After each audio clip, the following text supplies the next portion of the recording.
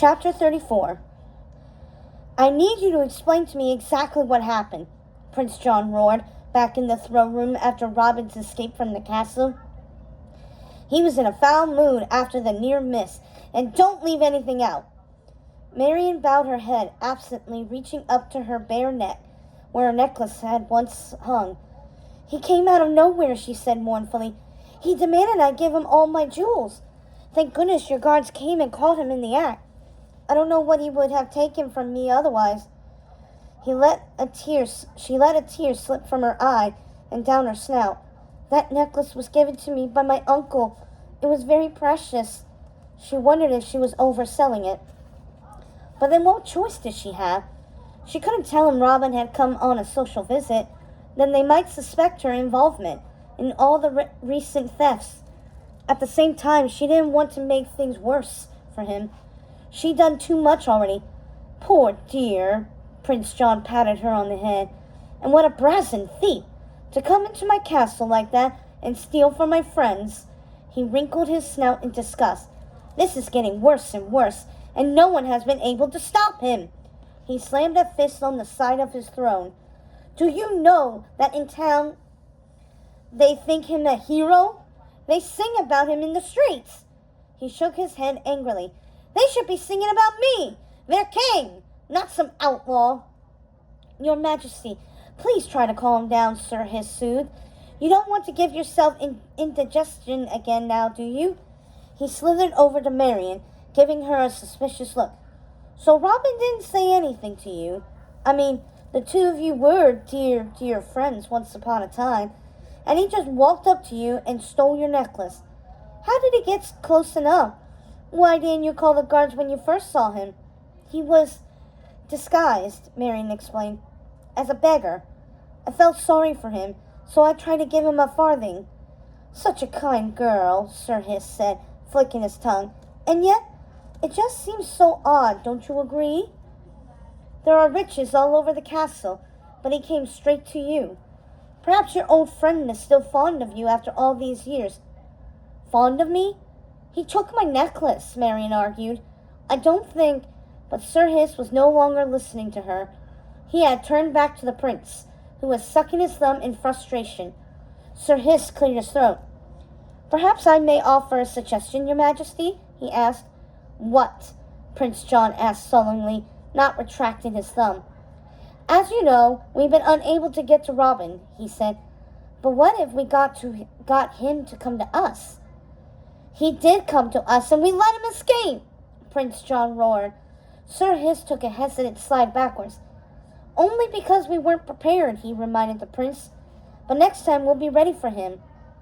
What are you saying? Prince John asked, furrowing his brow.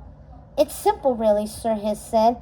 We're already hosting an archery tournament, and we all know how good Robin is with a bow.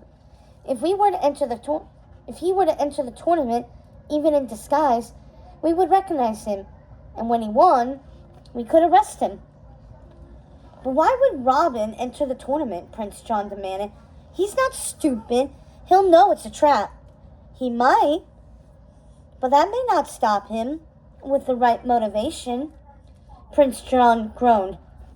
You're talking in circles, you pathetic python. Get to the point. I'm late for my first evening nap. Sir Hiss nodded quickly.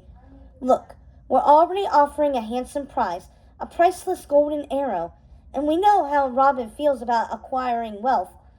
But what if we up the stakes even more, and offer not just a kiss from our fair maid Marian, but, he smiled smugly, her paw in marriage? Wait, what? Marian blurted out before she could stop herself. You can't do that. You can't just give me away as a prize. Of course he can, Sir Hiss replied smoothly, not missing a beat. After all, as your guardian, it's Prince John's duty to find you a proper husband. Why, it's done all the time. He pursed his lips. Of course, Robin might not like that too much, his oldest friend being sent away and all, and he might feel the need to defend your honor.